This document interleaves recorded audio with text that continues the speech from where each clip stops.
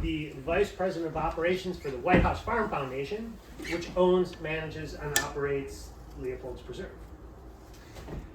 Matthew is Bull Run Mountain Conservancy's Assistant Director. Say, hey, Matthew. Oh, wait, should we say, hey, Marie? And then Mike Dow is everything.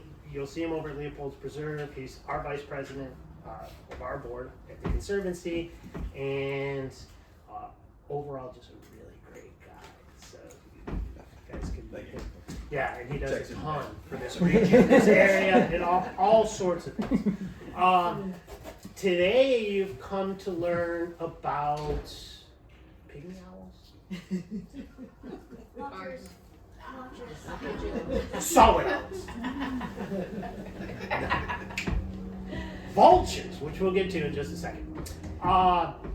In honor of Leopold's Preserve, you may not know this, but Leopold's Preserve is named after Aldo Leopold, San County Almanac.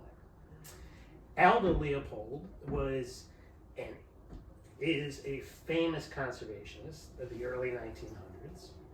He was a Yale forester and came out of a school of thought about get rid of all coyotes and mountain lions and birds of prey. And we got to manage the land for the wildlife, for the game, meaning the deer and things that you want to hunt.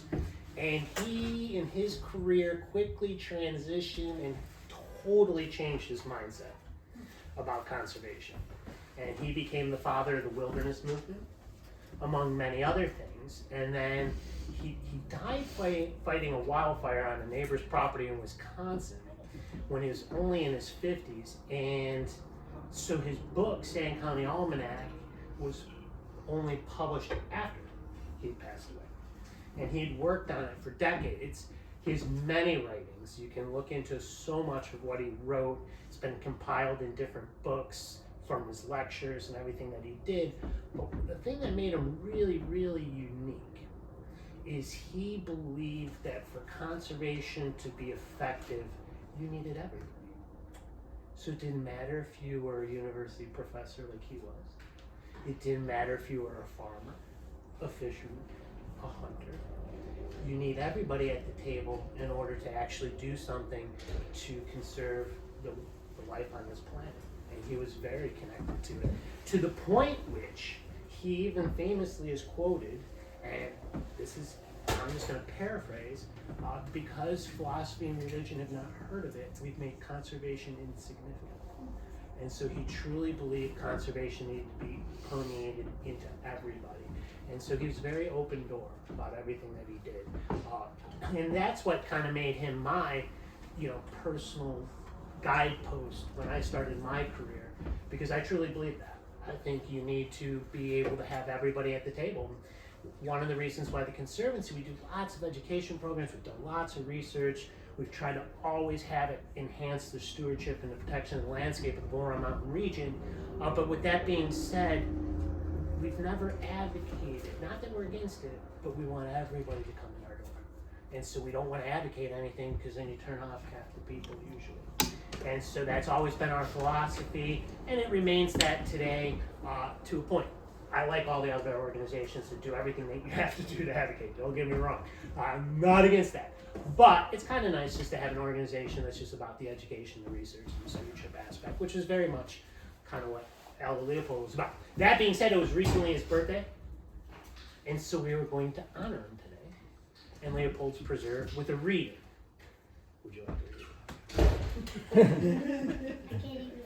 You can't even read? I was hoping you'd help me out. I haven't learned to read yet. All right, I'll try.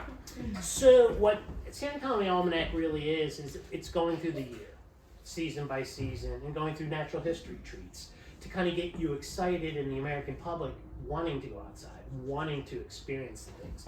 And this is really a shameless plug for us because White House Farm Foundation and Bull Run Mountain Conservancy are doing a woodcock watch March 6th, Thursday.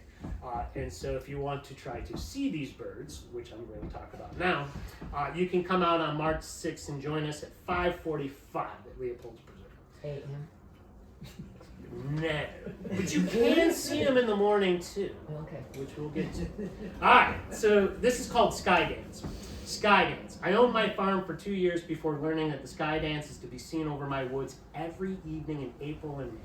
Since we discovered it, my family and I have been reluctant to miss even a single performance. The show begins on the first warm evening in April at exactly 6:50 p.m. The curtain goes up 1 minute later each day until the 1st of June, when the time is 7:50. The sliding scale is dictated by vanity, the dancer demanding a romantic light intensity of exactly 0.05 candlefoot power. You know what a candlefoot is?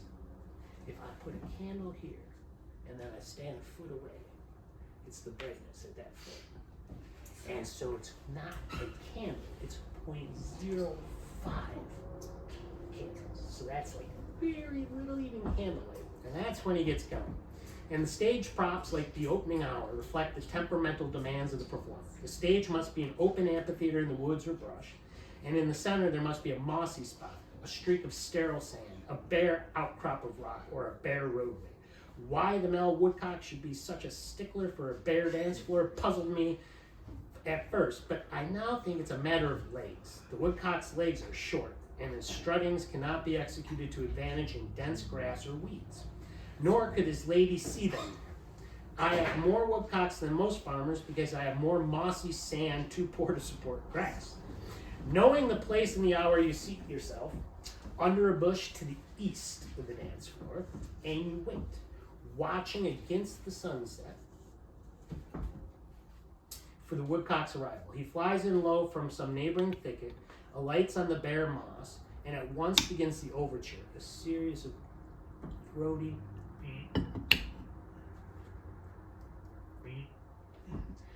and you hear that for a while. Throaty pants spaced about 2 seconds apart, sounding much like the summer call of the nighthawk. Suddenly, the panting ceases, and the bird flutters skyward.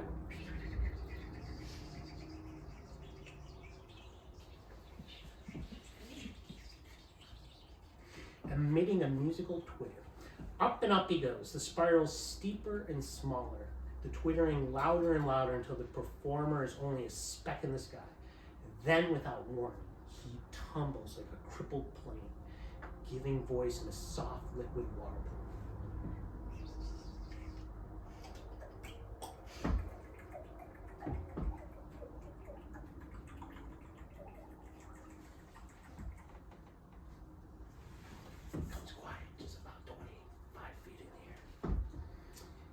Without warning, he tumbles like a crippled plane, giving the voice like a liquid wobble, that a March bluebird might envy. At a few feet from the ground, he levels off and returns to his panting ground.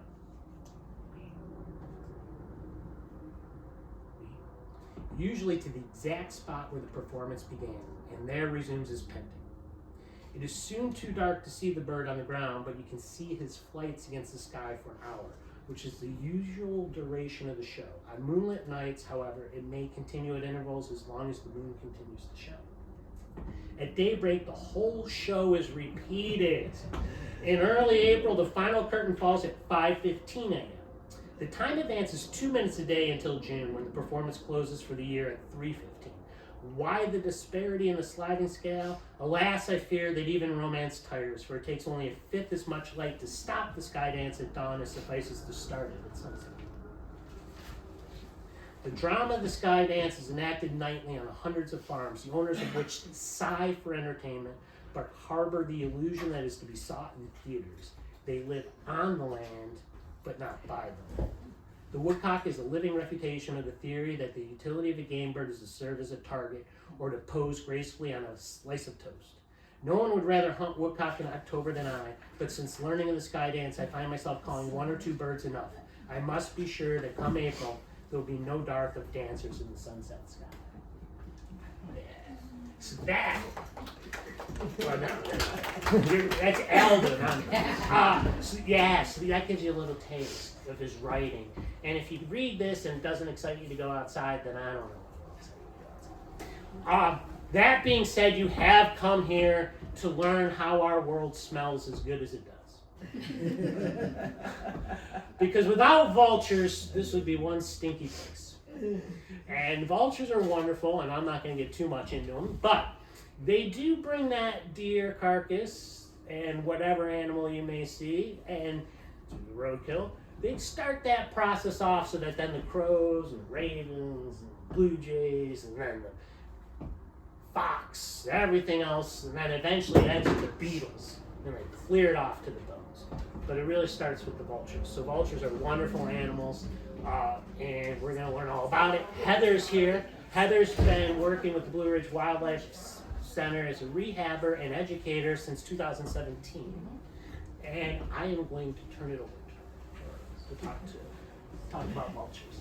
Thank you so much. Oh, you're welcome. Hard to follow out of Leopold, but I'm going to do my best. Hello, everyone. Has anyone here ever come to one of my talks at Leopold's Preserve? You have? Okay. So most folks here is going to be a new audience. So yeah, my name is Heather Shank-Givens. I am a volunteer rehabilitator and also an educator. And so up until, actually let me click forward here. Up until August, I had an ambassador that would have been here today with all of you, but unfortunately I had her for 5 years and she died suddenly and unexpectedly of kidney failure. So it's been really tough, but this talk is kind of in her memory. I have videos of her through, at the end I'm going to share, and then maybe next year I'll have another ambassador to be able to share with people, but this is kind of in Vega's memory.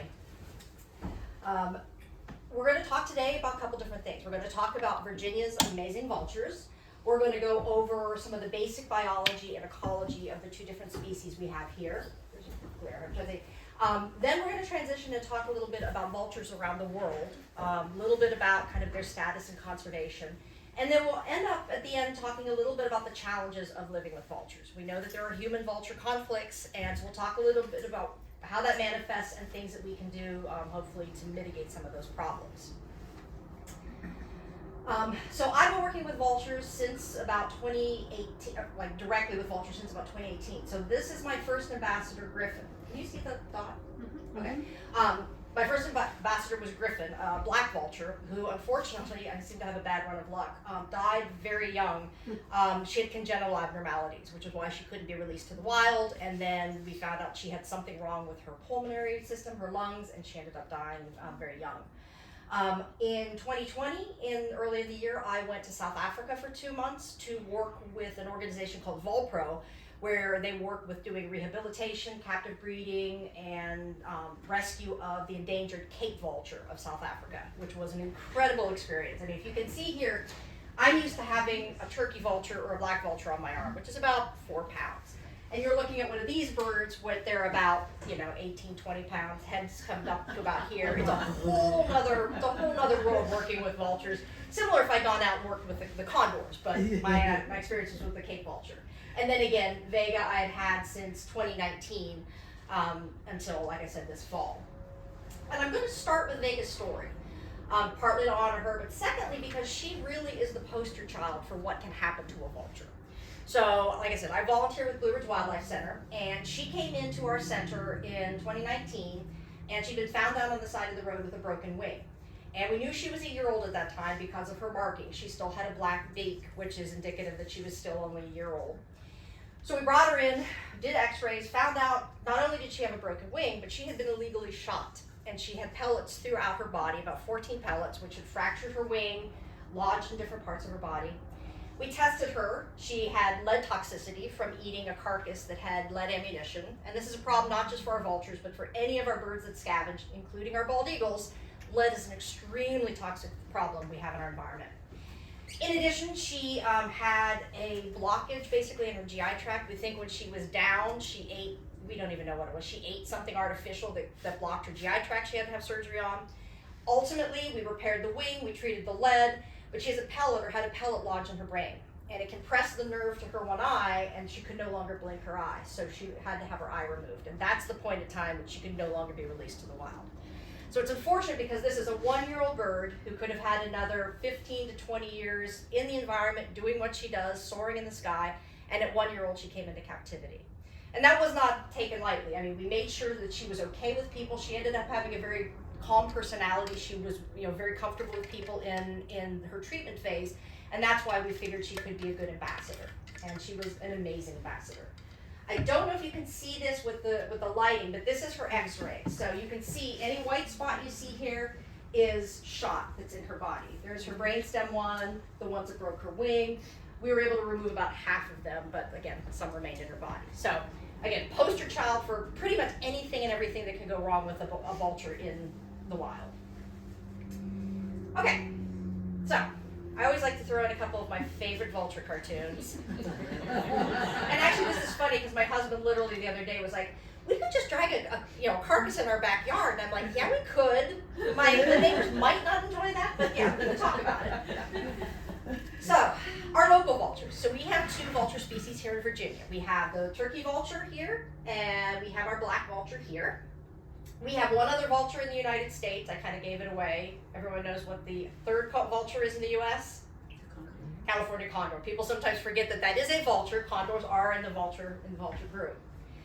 So for anyone who likes to geek out about taxonomy, their scientific name for the black vulture is Porgipsitratus. That's supposed to mean like, what is it, vulture raven. Oh, I'm sorry, I'm switching. I've been off this morning all day. I've been saying everything backwards. These are the purifier and the vulture. Those 2 things got flipped when I edited the slides. So our black vulture is typically thought of as the raven vulture clothed in black. Our turkey vulture is Cathartes ara, which is thought to be is described as the purifier. So the black vulture is the only species in its genus, and there are 3 subspecies. The one we have here in Virginia is this one, Porgipsitratus. And for the turkey vulture, there are 3 species in its genus. The other ones we don't see here in the United States, but we would see down in Latin America. So that would be the yellow-headed vulture, which I do have a picture of later on. When we look at the geographic distribution, on the left is the turkey vulture, and on the right is the black vulture. So the turkey vulture has one of the widest distributions of vultures around the world. So you can see they span the entire United States, well up into Canada. Here in Virginia, they are generally going to be here year-round. So both vultures are considered to be migratory birds, and in some areas of the United States, the populations will migrate down through Central and South America. Here in Virginia and the Northeast, or excuse me, the Northwest, the Southwest, I'm having a morning. They typically are going to be here year-round and breed year-round, or breed during the breeding season here, because our climate is pretty benign. At the extremes of their range, they might migrate further down into other areas of the U.S., but ours are essentially non-migratory. You can see the black vulture, though, is a more limited range, kind of in the southeastern U.S. and down into Central America and South America. The really interesting thing right now, though, is we're seeing the range of the black vulture expanding. So we're starting to see it move to more northwest. States like, Indiana, Ohio, Illinois are starting to see them a lot more frequently. And when we get to the vulture conflict section, we'll talk about kind of how that's the challenges that have occurred with it moving into some of these newer areas. Why that's happening, who knows? It's not being studied right now, but probably climate change is affecting it with temperature changes and so forth. We don't have good numbers in terms of overall population for either of our vultures in the United States. Vultures just aren't really well studied. But we do know that both populations are healthy and expanding. So when you look at them in terms of kind of conservation risks, they're considered to be, non-threatened, least threatened. So that's good for us. We have a healthy, strong populations here to do their job. So again, the turkey and black vulture have a lot of similarities, but some unique characteristics between. So we're going to talk about our vultures generally and then highlight some of the differences between the 2 different species. So our basic biology and ecology. So they are obligate scavengers. So what that means is they only eat dead things. So they're not like partial scavengers where they'll hunt and then also eat. They're solely an obligate scavenger. They are also, the way they find their food is different between the 2.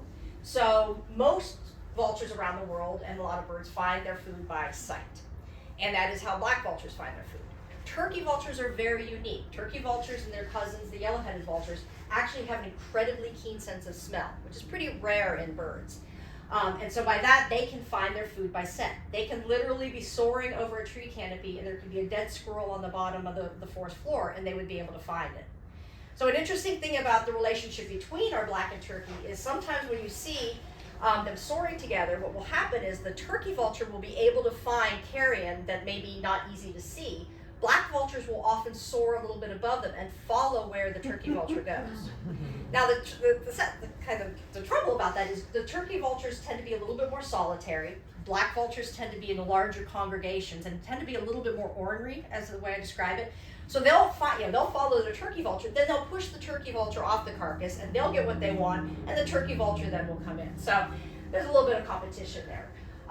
But that is kind of a really unique thing in terms of what that turkey vulture's sense of smell. And when you see some pictures, you'll be able to see the openings they have for their nares, which allows them to really take advantage of that.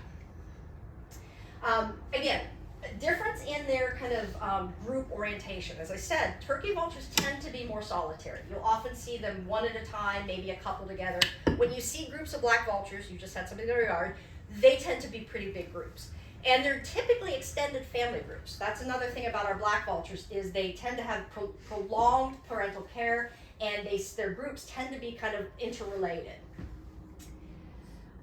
Both of those will roost in communal roosts, so that if they find a good roosting area, turkey vultures and black vultures will roost together.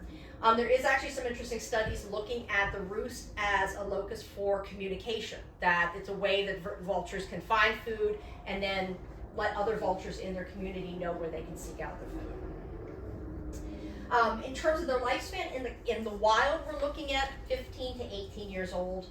In captivity, over 40. So there is a vulture in the west, somewhere in one of the wildlife centers out west, who I think is 47 or 48. Condors can live into their 60s in captivity, so they are relatively very long-lived birds. They are protected under the Migratory Bird Treaty Act. So again, they are considered to be a migratory bird, and certain populations do migrate, even though ours are relatively stationary. But they are then protected under the Migratory Bird Treaty, which we'll talk about then again in the conflict section. And again, they're considered to be least concerned from a conservation perspective. So when we look at them, you have that classic characteristic difference between them. Our turkey vulture, it's the red head. You know, they look kind of like a turkey when you see them at a glance. So as an adult, they'll have that bright red head. They have kind of blackish brown plumage. And when you can see them up close, which is what was great when I had Vega, is if you get her into the light, they have this blue iridescent sheen on their feathers. It's just beautiful. The black vulture, on the other hand, jet black feathers, kind of a grayish wrinkled black, grayish black head, very distinct white legs, and we'll talk about why they're white. Size-wise, they're sort of similar in size. The black vulture looks a bit smaller, has a little bit smaller dimensions, but is a heavier bird. Both of them have a pretty good wingspan of about 4.5, 5.5 feet. And weight-wise, they're, roughly, 3 to 5 pounds. Like Vega was about 1.8 kilograms, so that was about 4 pounds. Juveniles, you can tell the difference because with a turkey vulture juvenile, instead of that brilliant red head, they'll have kind of a grayish tan head, and the tip of their beak will be black, whereas an adult, you have that very pretty ivory beak. And then the black vulture, the juveniles have what I think is like a little mohawk. They'll have this gorgeous little tufted hair on the top that is just the cutest thing that will eventually then shed off, and they'll have the nice wrinkly head. The babies we were talking earlier are just the cutest things. They're just little hissing balls of fluff. The turkey vulture is going to be a white fluffy baby, and then the black vulture is this kind of tawny gray color, but they're just so cute. So in flight, that's a really great thing is the way you can tell them, because again, when they're soaring high, it's sometimes hard to distinguish what a bird is. You can tell whether it's a turkey or black vulture by the coloring under their wings. So in flight, a turkey vulture will have kind of a silver running edge along the back of their wings. The black vulture will just have bright white under the tips of their wings. They also will fly slightly differently. So when you look up and you see a turkey vulture, they kind of put their wings in a bit of a V, and they will rock as they soar. Black vultures tend to fly more flat. And we say that they look like they're kind of falling out of the sky sometimes. They're a little bit more flappy when they're up soaring. So you should easily be able to tell the difference when you see a group of them together. Who knows what a group of vultures soaring together is called? Huh? Kettle. Kettle, yay! Honestly, any bird soaring together is going to be a kettle, but we like to say it's a kettle. The other fun thing is, okay, what is a group of vultures that are sitting on a carcass called? So that's called a wake. And if you see vultures sitting like on a fence line or in a trees, that's a committee of vultures. So vultures are so cool, they get 3 different words for different groupings of them.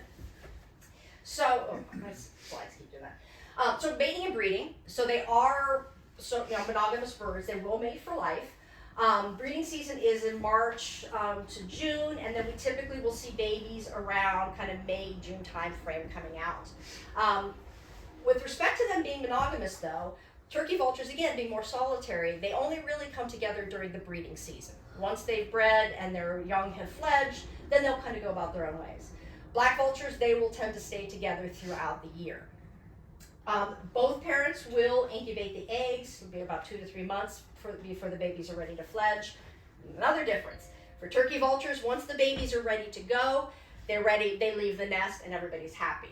Black vultures, they will continue parental care for upwards of 8 months or more after the babies are still independent, and will continue to give them food and hang out together. So again, this extended parental care and extended family groups that we see in the turkey vulture, or excuse me, in the black vulture. Their habitat and roosting, I mean, around here we see them pretty much everywhere. They like to roost, in more protected areas like we see in our, big trees, fir trees, and so forth. And then they like to roost in more of the open areas. So we'll often see them on top of cell towers, on top of water towers. And gives them an advantage because in the mornings they can kind of go out there, they can kind of warm up their wings, and then they can catch the thermals that are there so that they can start soaring. So that's why you'll often see them up in the higher areas in the mornings. So they're critical ecosystem service. This is what they're all about. So they are a premier scavenger. As we talked about, they are an obligate scavenger. They eat dead things, and that is what they have evolved to do. They're also considered to be a keystone species because of that critical role in managing dead animals. And so by their adaptations, they're able to really efficiently consume dead animals. And then that's really important for a couple of different reasons. Why is it really important that vultures clean up dead animals? Not to put you on the spot. Get rid of the smell? Get rid of the smell. So we want to get rid of dead things. If we didn't have vultures, we'd have just dead things rotting, stinking around. What else? Keep diseases away. Keep diseases down. So we'll talk about the way they're able to actually control diseases that could affect us. And then the third is that they can recycle those nutrients. They can very rapidly get those nutrients back into the environment. And so because they have adaptations that allow them to do this, they really do keep the diseases in check. And there's an example I'll go over when you see what happens when vultures are moved out of the ecosystem. So vultures are part of what we call the One Health concept. Anyone here heard of One Health?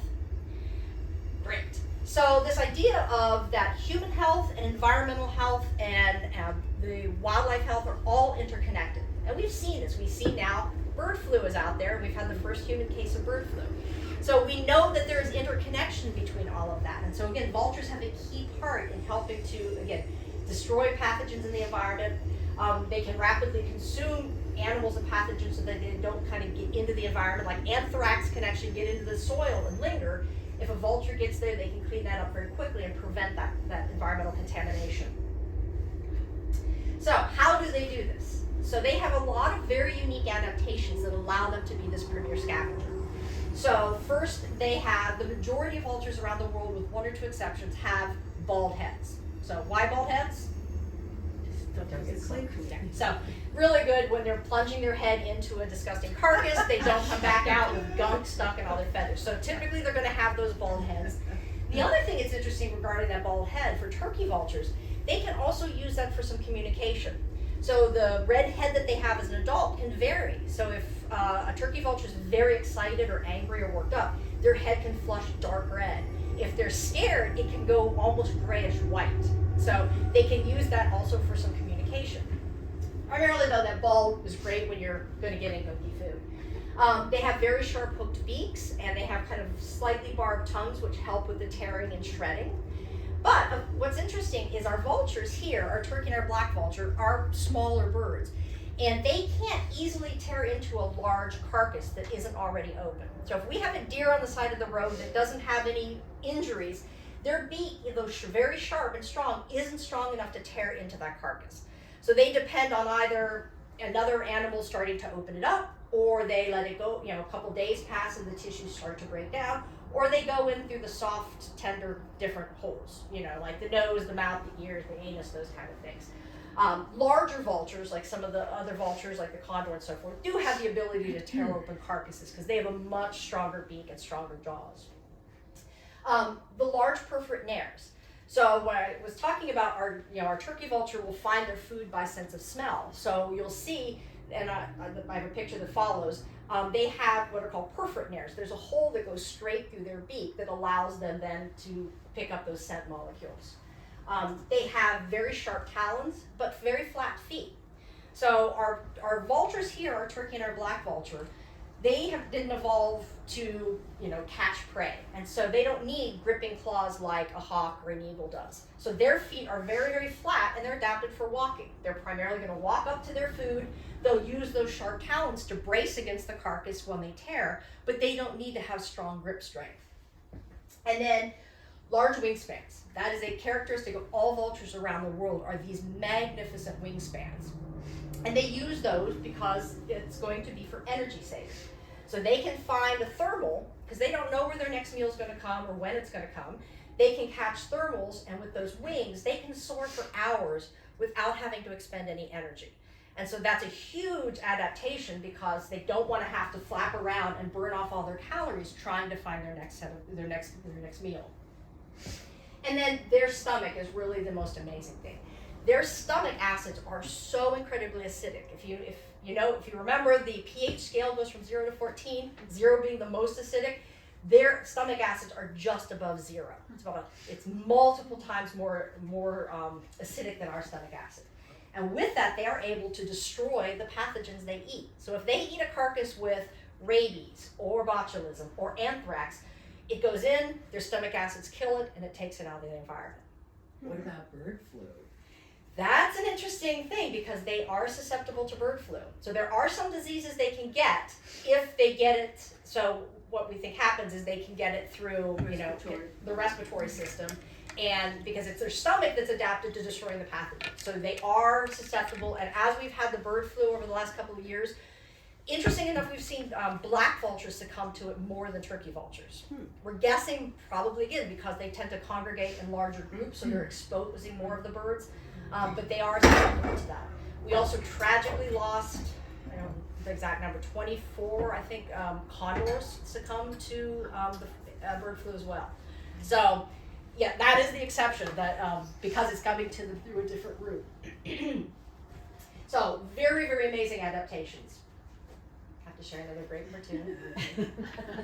On my face. So, now again, a little bit closer look at those different features. So here you can see with the black vulture, it is perforate. It actually does go through, but the slits are much, much narrower, so you don't really see it. Turkey vulture, you can see right through her nose. And so her nostrils are actually kind of back up in, but by having those large openings, when they're soaring way up in the sky, they can pick up tiny molecules of ethyl mercaptan, is that smell of death, the tiny molecules of that they can pick up. And again, anyone who wants, I can email a copy of this out if anybody would like just to have a copy of the presentation. Here you can see their feet, very, very flat feet. Actually, until pretty recently, they actually thought that our vultures were more closely related to storks, partly because of the flat feet, partly because of what they do on their legs. So you see how their legs have this white kind of crust on them? Who knows what that is? So it's something our vultures do called urohydrosis. So they actually pee on their legs or excrete down their legs. And so when it's hot out, that's actually a great thing for them in terms of temperature regulation because as that evaporates, they cool down. It also probably has a little bit of protective element with it because it's very acidic. And so if they have bacteria on their feet from trouncing around on a dead deer, it will help to kill that. But when you typically see them, often the black vulture, it's more distinct. Like they are very, very white. Turkey vultures, it still stays a little pinkish. But that's also something that is more associated with storks. But more recent studies have now said, nope, they're not related to storks. They're actually their own family. And at least today, that's what everyone understands. wingspan, the magnificent wingspan they have. So when you see them soaring, they're just glorious. And you can see when they spread out, her wing was broken, so it's not totally spread out. But again, that's critical for their energy conservation. All vultures around the world have that. Our California condor, their wingspan is like 10 feet, 11 feet. So the bigger the vulture gets, the bigger these wingspans get.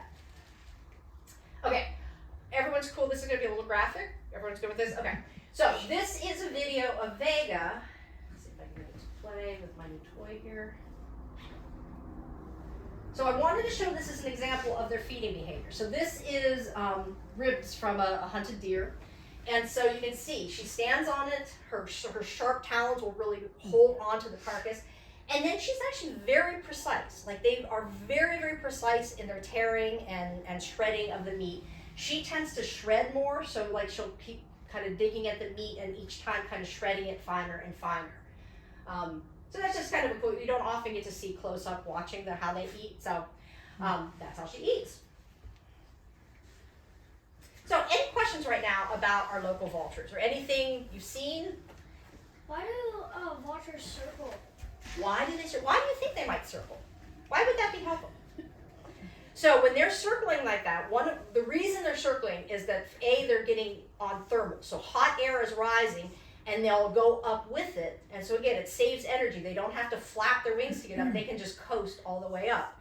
And then by circling and starting to widen that circle, they're starting to look for food. So they're smelling or looking to see, and then they can kind of coast for a while and then keep looking and smelling. So it's a combination of riding those thermals up into the air and then just kind of hanging out.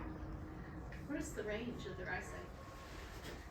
That's a good question. Their eyesight, I actually don't know their eyesight. I know they can, for the turkey vulture, they can detect the scent of a carcass up to over a mile away. But I'll have to look up eyesight. I haven't got that question before. They do have good eyesight, I know. I just don't know the distance. Yeah. You said that they don't nest, right? No. Where do they actually lay their eggs? Just on the... So that's, I kind of forgot to mention that. So yeah, our black and turkey vultures, they will just find a protected spot. So under a deck, they leveled barns, in caves, tree stumps. So they'll just kind of find a shelter place, and then they literally will just kind of scratch and drop the eggs right there. Now, that's not true for all vultures. So if you go into other countries, to the old world vultures, they nest. Some of them nest in trees, some of them nest on cliffs. But our two species here just nest on the ground. And we think that's why sometimes orphans come into rehab, is because people expect baby birds to be in trees. And so sometimes people will find a baby vulture on the ground, which is where they are supposed to be, and will catch them and bring them in thinking that they've been orphaned. But that can be kind of a challenge. But they haven't been subject to feral cats. You know, they haven't. I'm not gonna say they haven't studied. When they've done studies of what feral cats predate on, I don't know what they've identified about that. I haven't heard it being a major issue for them. But they are susceptible. I mean, when they have their nest on the ground, foxes can get to them, raccoons can get to them, so they are susceptible to predation.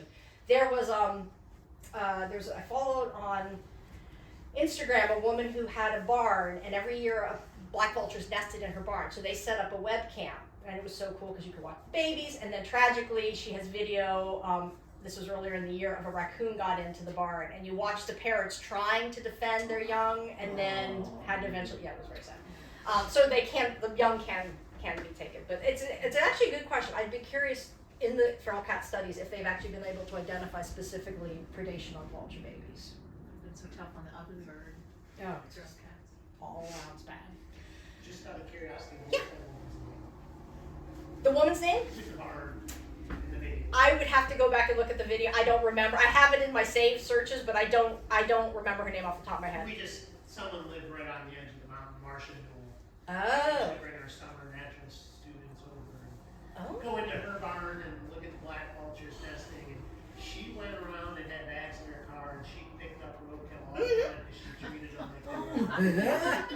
That's what happens when you become a crazy vulture person. I didn't want to really carpool with her. That is very true. That is very true.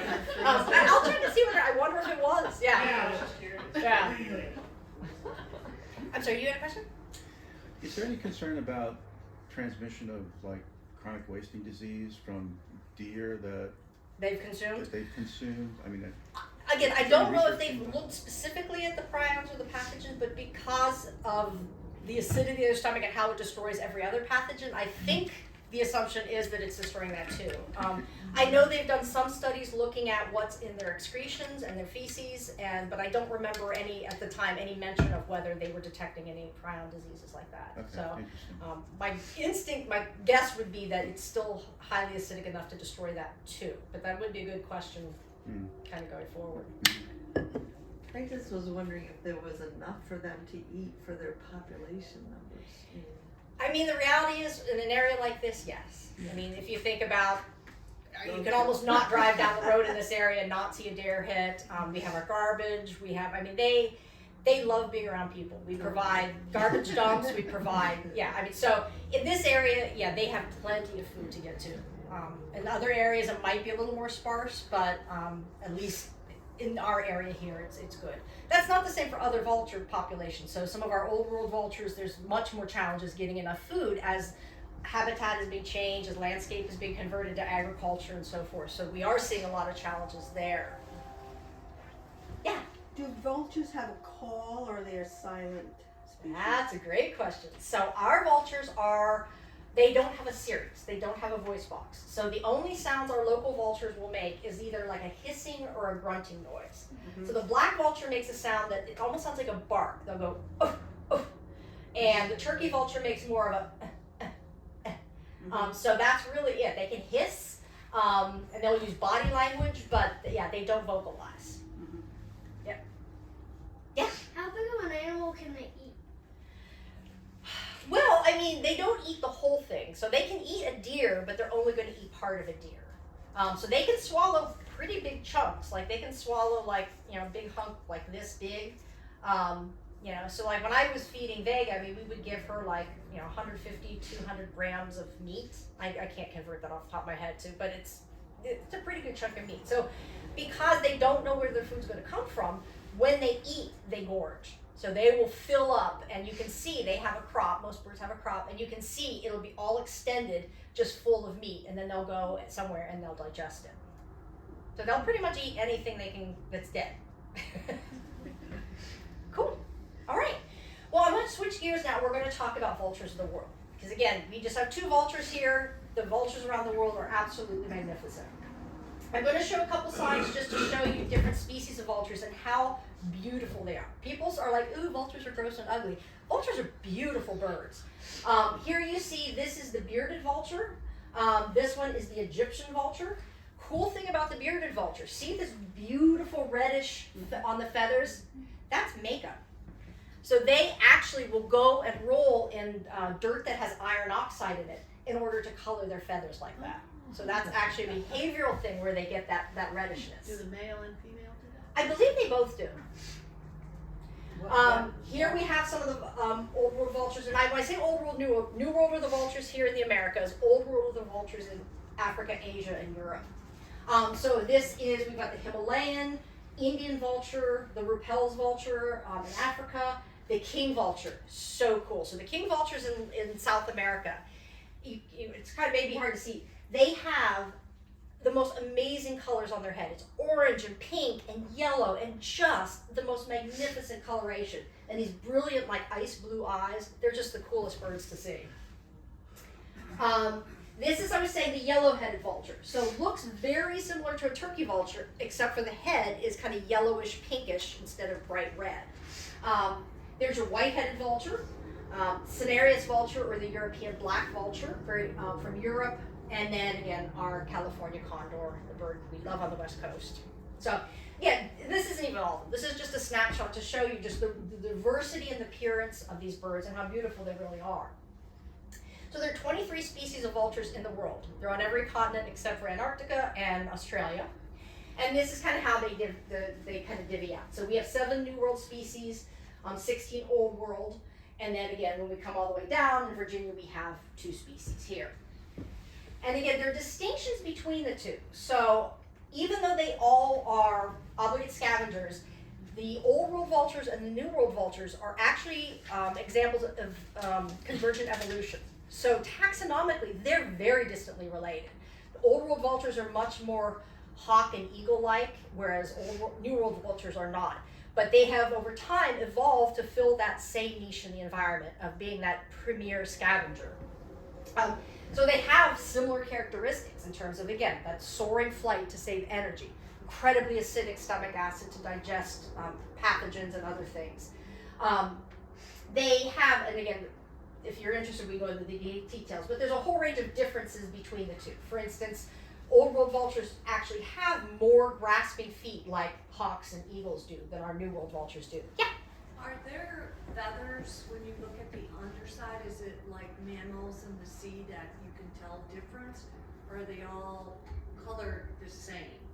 On the underside, Yeah, where you can look at them and see the differences. Is there a distinct difference that you know that this is one so specific? So for our local vultures, yes, and then from other like I'm trying to think in my head, like, you know, when I was in Africa, I mean, they have a lot of those you saw here that are very similar kind of in appearance. So they, when they're soaring, you wouldn't necessarily be able to tell. Like you can tell like a Ruppel's vulture from a Cape vulture because the patterning on the feathers is slightly different on their wings. But again, you might have missed at the beginning, we were talking about our turkey vultures have kind of a silvery edge to their wings. Yeah, no, that's what I was. Okay, yeah. So for other vultures around the world, I don't know that it's that distinct. But what I'm trying to say is, you know, like on killer whales, they each have a distinct. I see what you're saying. Individualized. Yes. Got it. I don't know. I mean, I'm sure with time, if you observe them close enough, you would start to see just differences, but I don't know. I mean, the reality is we just banned them or tag them because they look so much alike just as a general rule. But yeah, that's an interesting thing. I'm not sure if they've done enough to look at those distinct markings on their feathers. Has the Indian vulture made a comeback? Is it rebounded? We'll talk about that. No, not yet, and it doesn't. The future is very iffy. So question. Yeah. Taxonomically, Yeah. they are related at the family level, I take it then, correctly? I mean, No. different genus. They're not. Okay. No, so New World vultures are in the, I actually have my notes there, I think are the Cathartidae, and Old World vultures are in the Cypridae. Okay. I'm not really good on my higher taxonomy. I actually have those notes on the slide. I can actually give you that information. I just don't know off the top of my head. Yeah. What fills the role in Australia? And how did now the line birds come in that niche? I don't know. I mean, I'm assuming the scavengers are going to be like your dingoes and things like that. Why the vultures never got there, I have no idea. Or why didn't the line of birds there Evolved to that same niche. that? I don't know. A lot of their birds are not flighted too, so you would think that might even be easier to like. That's why they niches evolved in the Yeah, world. I don't. Because they're isolated, you'd think Yeah. one bird would evolve for one line with big permanent. Yeah, I don't know. And I actually, in the readings I've done, I've never heard even any discussions about why they didn't evolve there. It's an interesting question. Yeah. Okay, so the important thing though to understand is that vultures around the world are in bad shape. So like I said, our vultures here on the East Coast, turkey, black vulture, healthy populations, growing, expanding. We know condors are being reintroduced, but they're still struggling for a range of different reasons. There's still condors dying of lead poisoning, if you can believe it. It's still happening. But around the world, we see really major issues with our vultures. And so the guild of these scavenging birds and vultures is one of the most endangered of all the birds. They are, of the 23 that are there, over half are either endangered or critically endangered in their environment. And unfortunately, almost all of the reasons are anthropogenic. So they're human reasons. And so we'll talk about kind of what's happening to the different vulture populations. So when we look at Africa, and again, in different countries in Africa, there are different problems, but kind of the main things that we see are going to be deliberate poisoning by poachers. So if you think about it, when there is a large game animal, say a rhino, dies out on the plains, the vultures are going to see that, and these huge populations of vultures will soar in. So that's a very evident thing to see.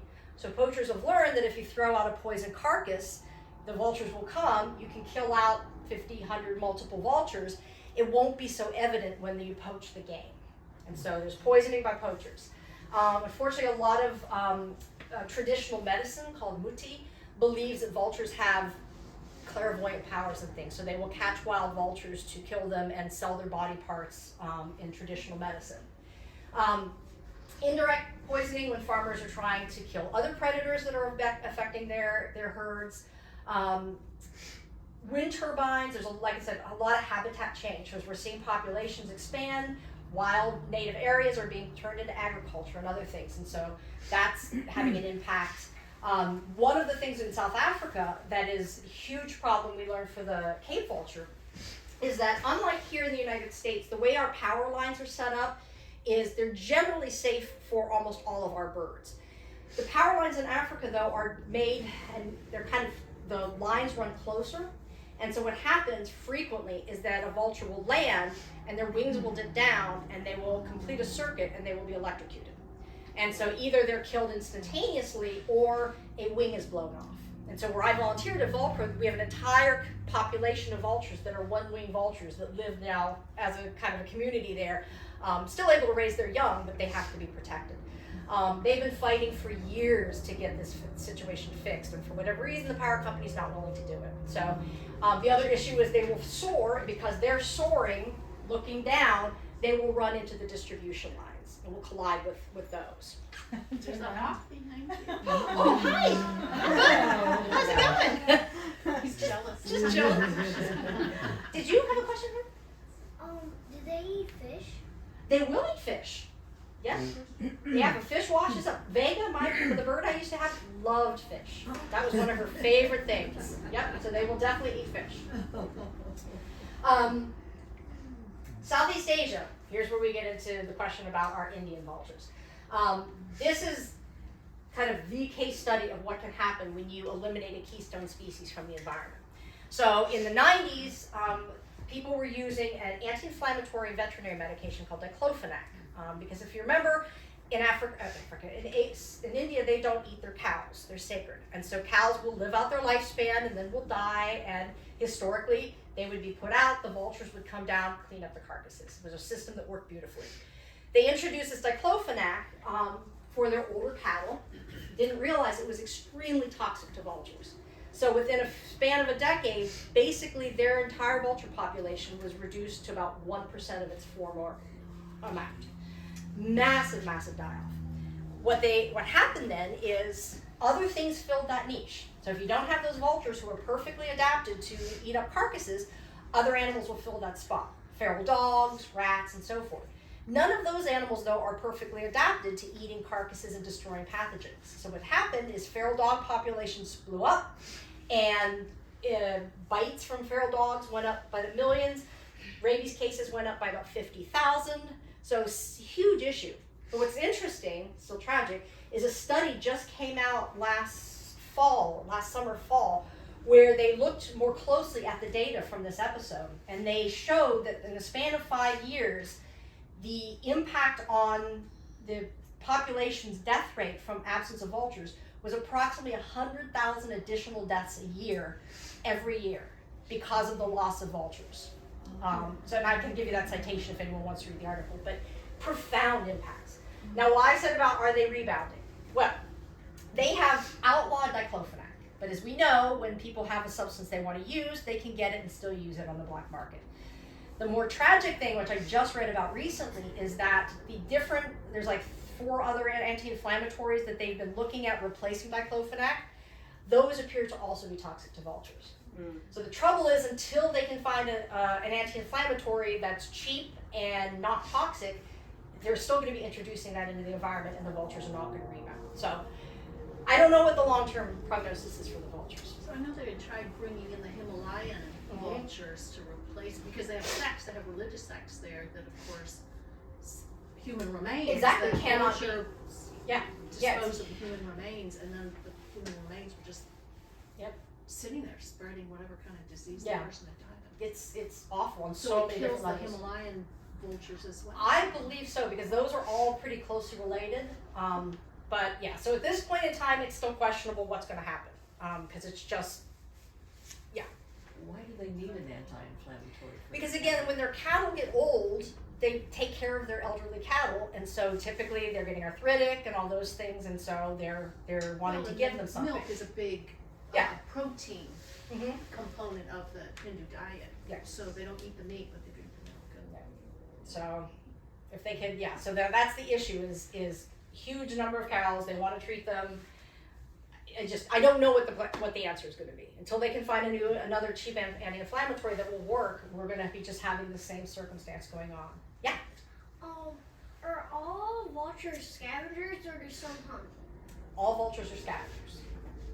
I'm going to talk about I'll talk about two exceptions. There is a vulture called a palm nut vulture that actually eats the oily palm nut fruit. They do eat meat as well, but they will also eat this fruit, which is kind of unusual.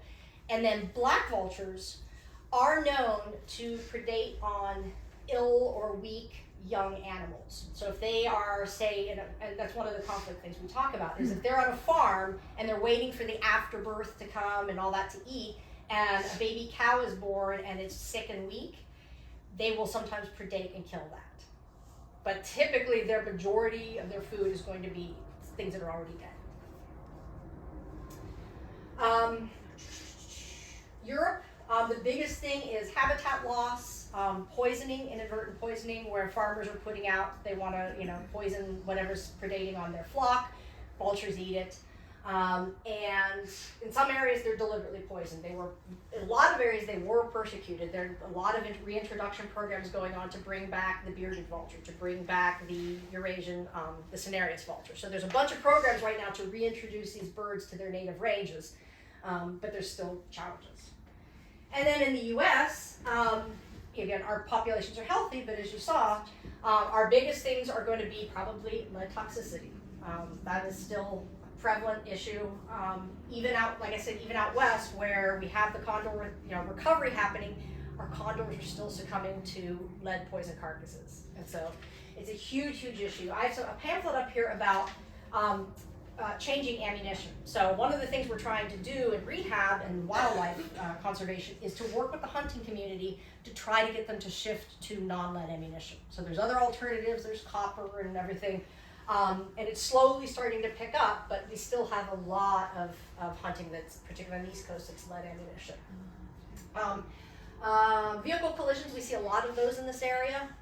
Again, you have roadkill on the side of the road, the vultures go over there, they eat, they're heavy because they just ate a huge meal, they're slow to take off. And so we get a lot of hit by car vultures in. Did you have a question? Are those rear antlers? Are these real antlers? Uh-huh. Yep. Let me do it. I want to make sure I'm not going to. Okay, I'll try to wrap up. So, when vultures decline, I think we kind of know what happens. We have dead animals laying around that aren't being reprocessed and circulated. We're having these other scavengers fill in the niche, but that also can spread diseases to the human population.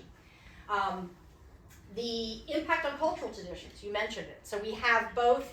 Like in Tibet, they have sky burials where the human remains are laid out on the plateau and the vultures consume it. In India and I think some areas still maybe in Iran, the Zoroastrian religion uses the towers of silence. Same concept, they will put the human bodies up top. Historically, the vultures came and processed them. That doesn't happen anymore. So now literally religious communities are trying to reevaluate how to process their dead and what to do, because they can no longer use the traditional way of doing it. And then obviously just anytime we lose species, that is another tragedy. So the last thing is the conflicts. So the biggest issue is, again, vultures love to live around us. We provide them tons of food, we provide great structures for them to perch on so that they can catch thermals. Generally they do very well around us. The trouble is they congregate in large numbers, especially black vultures, and they can cause damage. So when black vultures get together, they can get ornery. They can pluck at cars. They'll pick the windshield wipers. They'll pull the rubber off cars. When they're on structures like houses or other structures, their excretions are very acidic. So over time, that acidity will peel paint. It will damage roof tiles. Bird collisions. People don't think about it, but there's a lot of accidents with birds, and the statistics say that vultures are like number 2 and or number 3 and number 4 in terms of collisions with military planes. Like it's really only like geese that surpass the number of collisions with vultures and planes. Because again, where they fly, how they congregate, it can be a huge issue. Now, and I mentioned the farm issue. So probably the biggest negative publicity our vultures get are the black vultures with farmers. And as I mentioned, what happens we see is that when there are young animals on farms that are not protected, they will sometimes be predated upon by vultures. Again, we think they're there feeding on the afterbirth and so forth, and if it's a sick, weak, young animal, they just get caught up in it.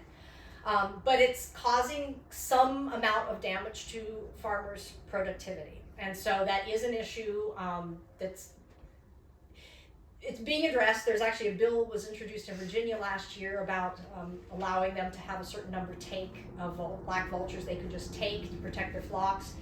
So the issue with this is that they've done studies in other countries. They did a study in Argentina looking at black vultures predating on farm animals, and they found out that it was much, much rarer than it was made out to be. So the farmers are like, oh my God, we're losing all these young animals to vultures. When they actually did the studies, it was a much, much lower number. So we haven't done these studies in the US. I'm guessing there's probably a similar thing. There's probably a lot more concern than is actually based on the data.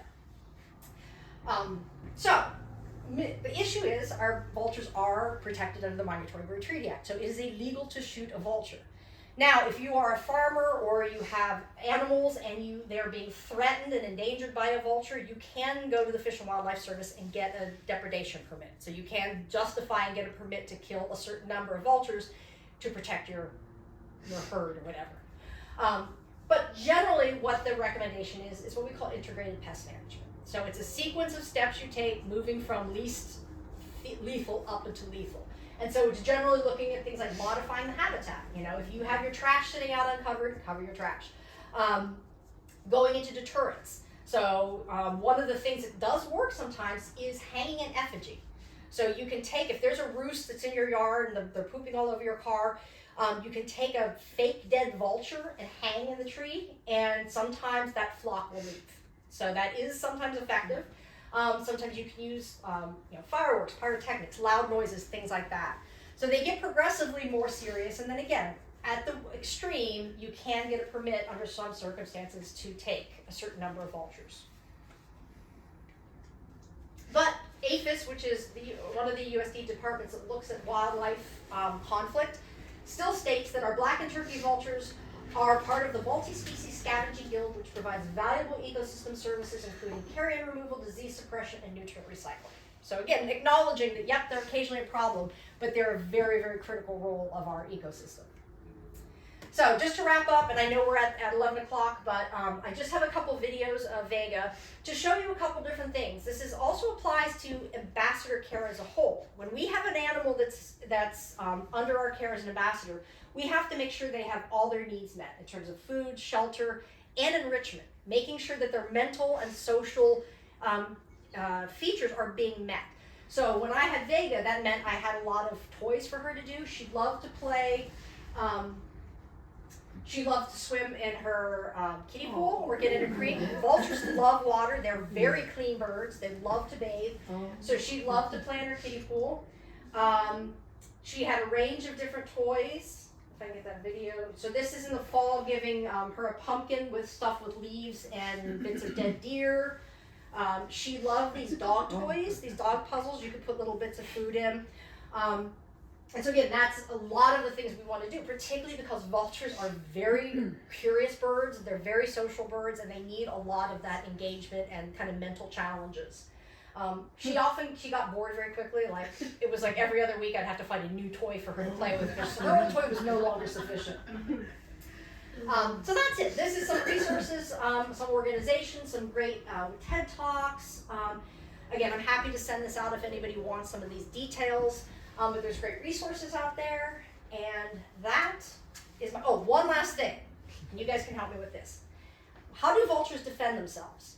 If a turkey vulture or black vulture gets scared, how do they defend themselves? They regurgitate. They throw up. Regurgitate. Oh. So they can make themselves big, but their classic way is they're going to vomit on you. Oh. Think about that. Aesthetically very A lot of effective. big rotten squirrel they just ate, and then they regurgitate that. So, A, it's disgusting and acidic, so it's going to be a good deterrent. But it's also, think about it, they've just gorged a ton of meat. They're heavy now. If they're feeling threatened, the quickest way to get going is get rid of that excess weight and fly off. So just remember that. Don't make a vulture mad at you. Just saying. Okay, you'll see vultures on the ground with their wings spread. Yes. Okay, what is that about? That is called the heraldic pose. And so generally the belief is that that is primarily to allow them to warm up their muscles. So you'll see them doing that in the sun. It allows their muscles to get warmed up. It probably also helps with dealing with pathogens. So again, they could have bacteria on their wings. By spreading them, they'll get the UV light hitting all their feathers. So it's kind of both of those things. But predominantly, it's their warming up in the morning, getting their flight muscles all warmed up. And looking really cool, too. That's what it's about. And is that what they're doing when they do it up in the treetops? Yep. Yeah, you'll see it. Treetops, fences, tops of houses. Yeah, pretty much anywhere they can get a nice. I mean, Vega would do that. You know, a sunspot would come in her enclosure. You zoop. So how did you keep Vega fed? That seems like a lot of meat. And So as her baseline, I would get like frozen rats because they need whole prey. They need to have bone and meat and organs and so forth. But I was really lucky because I live on Bull Run Mountain. There's a bunch of people there who bow hunt. And so when they would do their deer hunting in the year, they would butcher the deer and then they would give me their carcasses. So then I would get spine, rib, legs, pelvis, all that, and I would cut them up. And then it was great for her because she got meat and also the enrichment of being able to act like a vulture. It was really cool because when I got her, she was coming out of rehab and I'd have to cut her meat up into little teeny pieces, take the skin off. To see her at the end be able to take a carcass in front of her and just tear it open, it was just magnificent to see.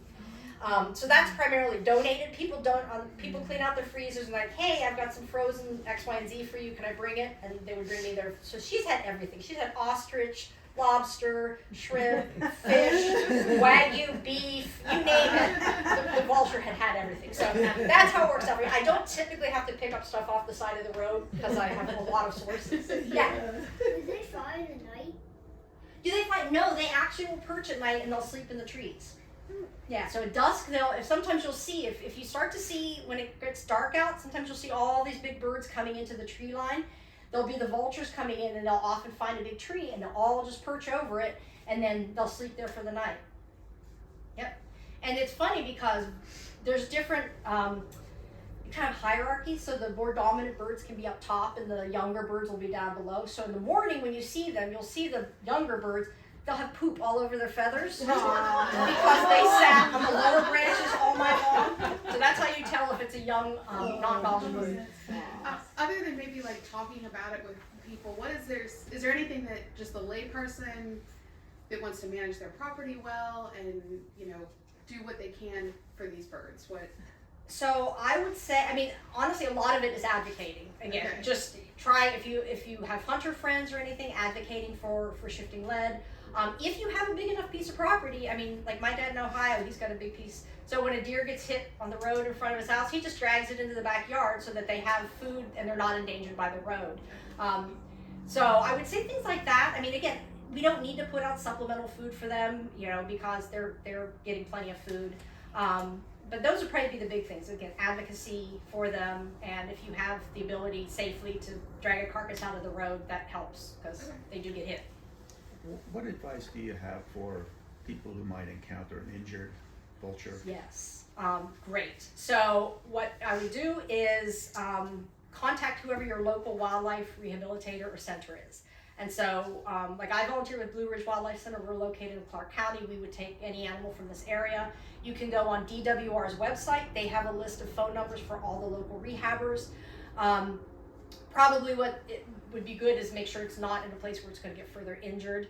A lot of times we'll ask to be transported to our center because we don't have people that can just drive around. So, enclosing it in a box or something and then getting it to the center. But that would be the first thing, calling and say, hey, this is what I've got, maybe sending pictures of what you have, and then we can say, yep, that bird needs to come in or not. What would you do? Throw a blanket over it? So the trick is, if And this is the problem we have, because you can have an injured vulture that's still capable of flying up to the top of a house. Like I've tried to rescue a vulture once that we knew was injured, but it could still fly a few feet, so it would fly to the roof, and then I'd have to come back. When they're debilitated, though, usually they're not as mobile, and you can literally throw a blanket or a net or something. I know people have like lured them into a box with some food. So there's different ways of doing it. The good thing is they're not, other than vomiting on you, they're not like it's not like wrestling an eagle where you've got talons and beaks. They're not that kind of aggressive. So yeah, that's run under blankets. Yeah. But yeah, that's the key thing is to call the local rehabber. And again, it could be an independent rehabber, or it could be. I mean, we've got Wildlife Center of Virginia down in Waynesboro. There's Rockfish. There's our center. So there's different centers around. Yeah, if it's injured though, the rehabber has to take it to a vet, and they're working with a vet.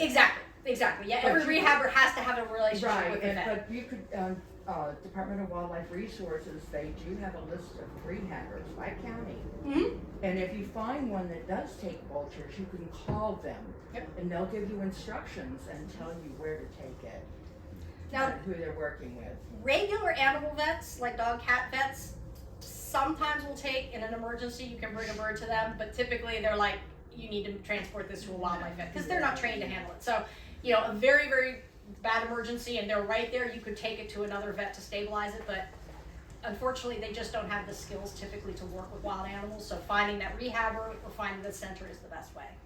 Quick plug for Blue Ridge in my neighborhood. Yeah, in my neighborhood we had a downed barred owl, or it was a barred owl this big and fluffy, looked like a baby. And like 8 o'clock Sunday morning, we called Blue Ridge and said we shot some pictures of it and sent it over. So it looks like perfectly healthy fledge. Just stay away from it. Yep. It's like, It will climb back up the tree. Somebody picked up the phone 8 o'clock Sunday morning. Yeah, we were. And that's why it's always great to call ahead if there's any question, because a lot of times animals don't need to come into rehab. You know, a lot of times like, oh, it's a baby bird on the ground. Yeah, it's fledging. Or it's a baby owl that's on the ground. It can climb up a tree. Yeah. So it's really helpful to call and say, this is what I have, maybe send a picture, because sometimes they don't have to come in, and that's the best. Because if an animal's in the wild doing what they need to do, leaving them there is the way to do it. You need to be very careful if you're going to try to rescue a vulture, because they tear. They will grab a hold of you and twist. You know, so you need to follow the instructions that gives you. Yeah, I have over the years I actually currently have a bite on my hand right now thanks to a vulture that I was visiting. So yes, they can nip, they can scratch like, you know, any scared animal. So always putting your safety first is important. My daughter told me she used to work with a rehabber who was in Manassas. I don't know if she's still there or not, but she dealt a lot with vultures. But she was speaking to the intelligence of them that my daughter had noticed. Yeah, Maddie. She had noticed that this Maddie had her doggy door was clip shot or braced, and she asked her about it, and she said, well, one of my vultures figured out how to get in through the doggy door and get to the fridge where there was mice there. I would say they're not smart like crows smart. Like crows are their own category. Vultures aren't there, but they make up for it in curiosity and in persistence. So I will say, like Vega with her puzzles, half the time I don't know if she was figuring out the puzzle or just fighting it until she figured out how to get in it, and just so those are the two features they have. They are smart, very social, very curious. Maddie's vultures will tear out a lining around your windows on your vehicle. Oh, really? Yeah. Did you have a question? How high up can they go? They can fly pretty high. The highest flying vulture ever, we know, flew at 37,000 feet. And we know that because they collided with a cruising airplane, jet plane. So that was a repulsed vulture that actually collided with a cruising airliner. Do they get like above storms? Because a lot of times if we see a storm coming, we'll watch them and they don't flap. They just, like you were talking about, put their wings out and they go up and up and up and up until they almost disappear. Yeah. It's crazy. So I don't know the exact heights that they go, but yeah, I mean, when you watch them, they will go till they're just a speck in the sky. Whether they deliberately go above storm clouds, I don't know. That would be an interesting thing to look into. I'm not sure. It makes sense. It's wild Yeah, if how you long could. they can go without flapping. Oh, It's yeah. crazy. Oh yeah, it's remarkable how they can do that. That's amazing. Yeah. I'm just curious about the social aspect of coming to the same roosting spots. Mhm. I mean, and like Fauquier High School is one. I Yep. mean, there's just hundreds, but it's like for years. I think for as long as we've lived near there, there's always been hundreds of vultures there. So I mean, I think what happens is when they find that spot that has all they need, you know, it's Yeah. close to food, it's close to places that they can get those thermals, you know, it's been a safe spot, it's, you know, it's a good place to hang out. And until there's a deterrent to make them go away, they're just gonna keep coming back. I mean, think about the vultures coming into Hinckley, Ohio. Like for years and years and years, you can set your clock by when they're gonna fly back into that area because that's the place they know is safe. There's a street near New Baltimore Animal Hospital, Uh-huh. and black and turkey All vultures hang- nest there, the entire street. It's remarkable. that's what Fauquier High School is like. And the woods behind it, the school. My daughter says when you pull in, they're all lined across the top of the building waiting to take off. Yeah. I'm watching them kite on the wind. Are they playing or are they looking for a thermal? I'm probably they're looking for a thermal. Would be my guess. Is they're just because I honestly don't really see them. They don't really play in the air like some other birds do. So that would be my guess. Is that's what they're trying, or they've scented something and they're trying to figure Or out they're where going it to wrap is. a hammock, and when a storm is coming, you can Mhm. see them. You know, they'll just be kiting it. It looks like they're having so much fun. Oh, and it probably smells too. You know, it's like, wait, is that what they're doing? Yeah. Will vultures be bullied?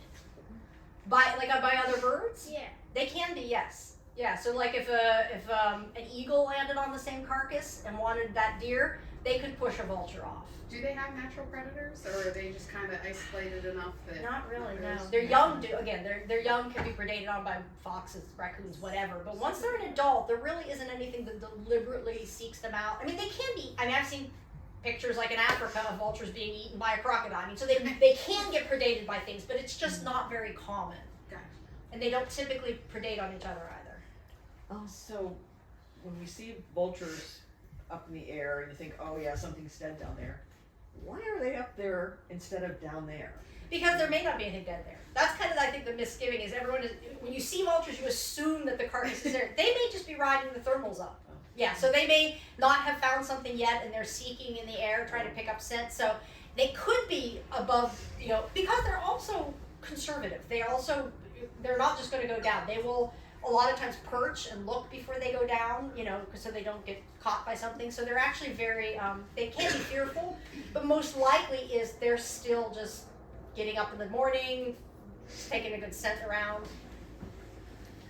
So, notwithstanding the, amazing benefits that vultures provide, what do you say to someone whose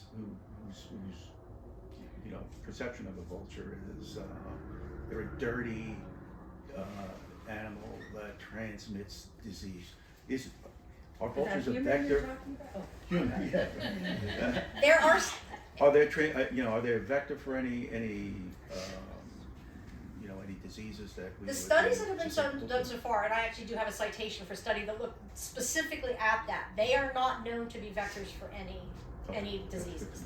They eat things and it gets killed in their GI tract, and the pathogens they have in their GI tract don't appear to be spreading anywhere. So again, there's not a ton of research on it, but what they've done shows that no, they're not spreading any of the pathogens that they're taking in. And they're not dirty birds. Like they bathe, they sun themselves. It's hard to convince someone who's just seen a bird standing on a carcass, but they're actually very hygienic birds. What's the bacterial count of their beak? So when you They got have done bitten- that too. They've looked at their facial flora and stuff, and I can't remember off the top of my head, but there have been studies looking at what they have on their face and beaks and stuff. You didn't have to take special care of your bite. I've never had any issues. Is there a difference between a vulture and a buzzard? Oh, great question. So, in the United States, buzzard is a slang word for vulture. But buzzard is an actual type of bird in Europe. So the term buzzard is actually, I'm not a hawk person in Europe, but buzzard is a type of raptor in Europe. So for whatever reason in the US, it just became a slang word for vultures. I don't even know why, but it is not a real term for vultures. Yeah. What's the biggest bird you hold? The biggest bird I've held was a Cape vulture. So that picture, this picture here, this bird right here, not that, but I held those birds. And so they are like, it's like this. They're probably, how much do you weigh? You know how much you weigh? Probably almost weighs what you weigh. Pretty big, maybe not that much, but they're big birds. So that's the heaviest I've held. And those you don't put on your arm. Those you hold like this. Will they sometimes resist and not really want to be held? Oh yeah. So like the birds I use in education, they're trained to sit on my glove. So Vega could sit there and I can talk and she'll do whatever she does. Those are wild birds. So when we have to do health checks on them, 2 people would have to chase them down. One person would have to grab, because you see their long necks? One person would have to hold their head because they can whip that neck around and like get you with the beak. And then the second person would hold the body. So yeah, if they don't want to be caught, they don't cooperate.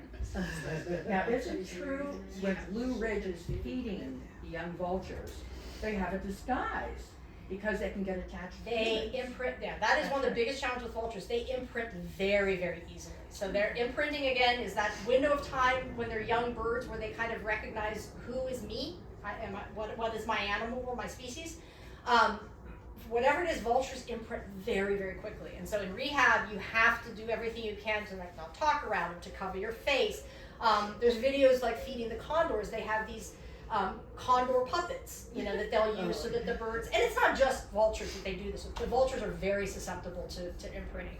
And that's a problem. We have a lot of times people will find an egg in the wild and they'll incubate it, it pops out, like, it's a vulture, I don't want that. Then they bring it to us. Well, by the time they brought it to us, it's already imprinted on people, so it's a hard one. Yeah, it's very tricky. Yeah. Oh, wait. Oh, I'll back. Yeah. Just a comment about the general perception of vultures, people's general perception of vultures, and especially shopping malls, where the owners of the malls don't want to see vultures around. It annoys people, it frightens people, whatever. I mean, people are ignorant of these things. And if you go down just to Haymarket here, the owls? Put up these fake owls. Vultures could care less. Selling fake owls, because owls do absolutely nothing. I have pictures of a fake owl with the vulture's just sitting on either side of it. Yeah. Best friends. Yep. So that doesn't work. Yeah, no, they do not. Yeah, again, none of those birds are going to be predators for it. So I know exactly. I go to that Starbucks. So I love that image. Just another comment. Our community, we have 11 condos on Route 15, which is a vulture buffet. Yep. And many of the residents, unfamiliar with living in rural areas, don't know what these birds are, and they see them, 60 of them lined up across the peak of the roof. Yep. And it's like, they call HOA, and it's like, what are we gonna do with these birds? They're coming to get us, And so we have a committee, the buildings committee takes care of these buildings, has been researching ways of deterrence. Deterring. Thank you. Yep. Well, they're now thinking about putting an electric wire. Oh yeah. Across the peak of the roof, costing thousands, at least $1,000 to put up.